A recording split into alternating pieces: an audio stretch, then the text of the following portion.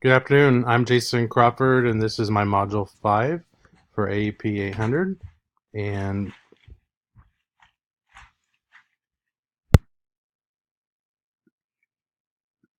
good afternoon. I'm Jason Crawford, and this is my presentation. Good afternoon. I'm Jason Crawford, and this is my Module 5 presentation over Web 2.0.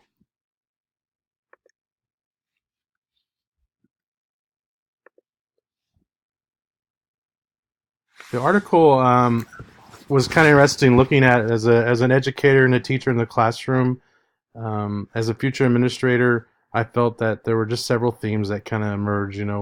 We currently have a one-to-one in process. We use a lot of the 2.0 kind of tools, but we also have a diversity of staff, and I think that's probably one of the biggest challenges I see in looking through the article and kind of trying to relate how we better integrate technology and how we get staff to embrace technology, and also kind of just linking those things together. The questions that I wanted to reflect on too. Never mind. Good afternoon. I'm Jason Crawford, and this is my Web 2.0 presentation for AEP 800 Module 5. One of the interesting things I kind of found out about when reviewing this article was the fact that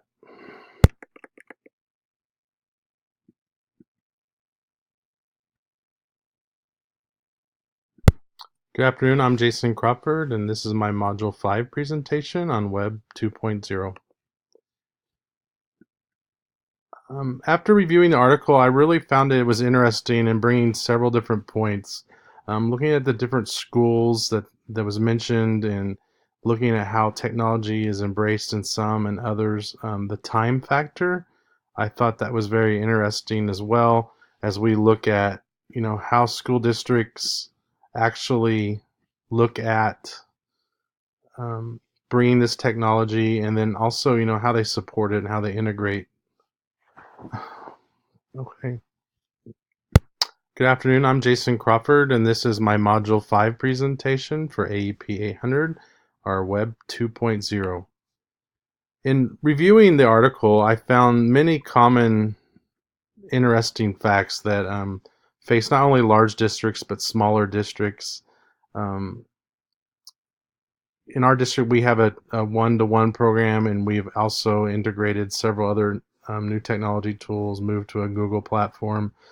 But also some of the similarities and some of the things I connected with as I work on becoming a future administrator is how do we get staff to embrace that, and how do we make the connection for students and and going beyond just the technology but the lifelong learning aspects.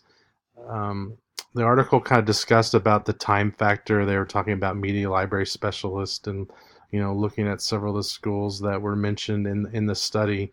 I just thought we sometimes think the resources are the initial barrier, but many times it's the training, the professional development, and creating a culture that have our fellow educators, our peers, embrace that.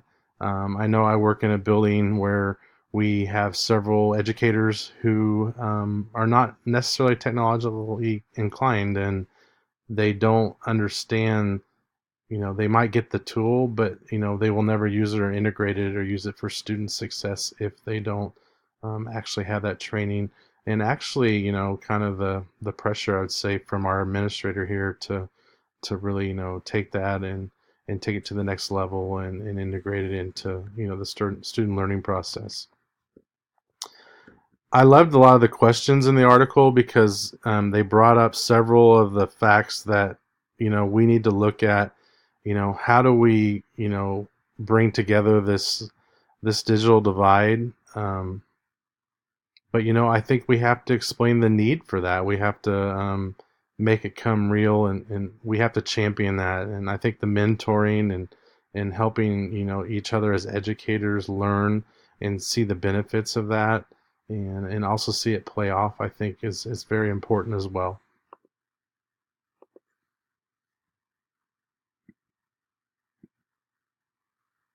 21st century skill sets. Students must have, as our article kind of talked about too, they must have several of these skill sets. But the thing I keep coming back to is, even if we prepare them with 21st century skill sets, a lot of times what we're teaching in the classroom today is a completely different skill set than what the students will need. But the underlying need is to kind of teach that ambition for lifelong learning, the intrinsic motivation, and give them the foundation. Give them exposure, give them comfortable with technology, have that natural curiosity come through. 21st century skill sets are very important, but the skills are going to continue to evolve, and if students are not willing to embrace that, or take on a learning aptitude of wanting to look at those things as they evolve over time, they may never be successful in their future assignments and even in the marketplace. We look at the global economy, and it's amazing that you can be in a small Kansas town or a large metropolitan area and still have the impact of the global economy. The funny thing is, we talk a lot about in our town that people don't have time to make an hour and a half trip to Walmart to get the necessities. It's just easier to go online, and if the internet's working here, of course. It seems to be down once or twice a week, but they can just go online and have Amazon call and deliver their goods. Well, our students look at the world in a much different way than we did, and so the global economy, and how that plays out and how it's perceived by our students is even much more different than we perceive it as educators now.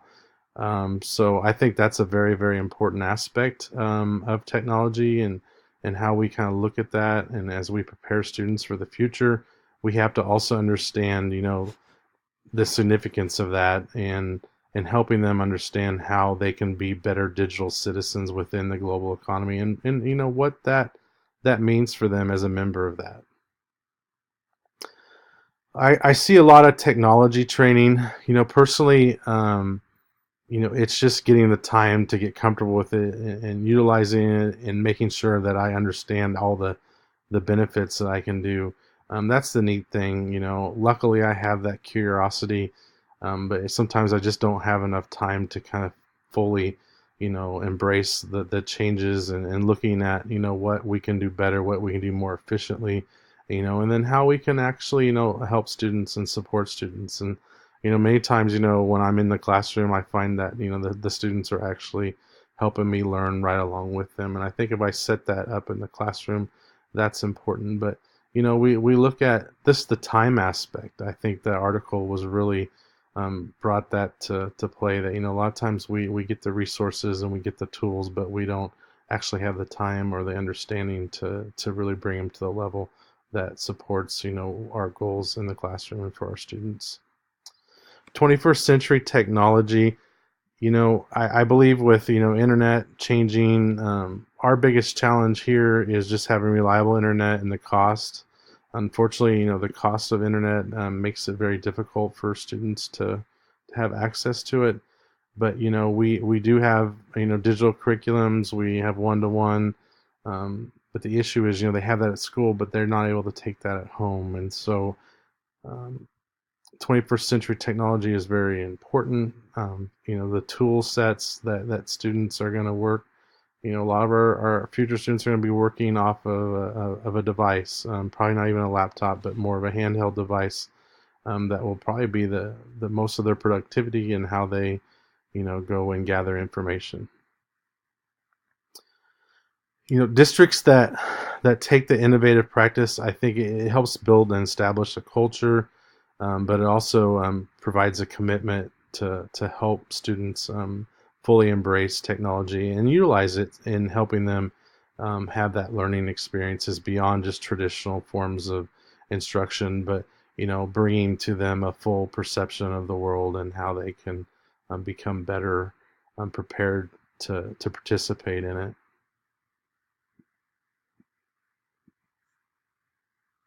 Some of the disadvantages I saw too is, if you don't have the balance and the time and commitment, sometimes, you can overwhelm students in providing them access to technology and resources that may not necessarily be a good fit.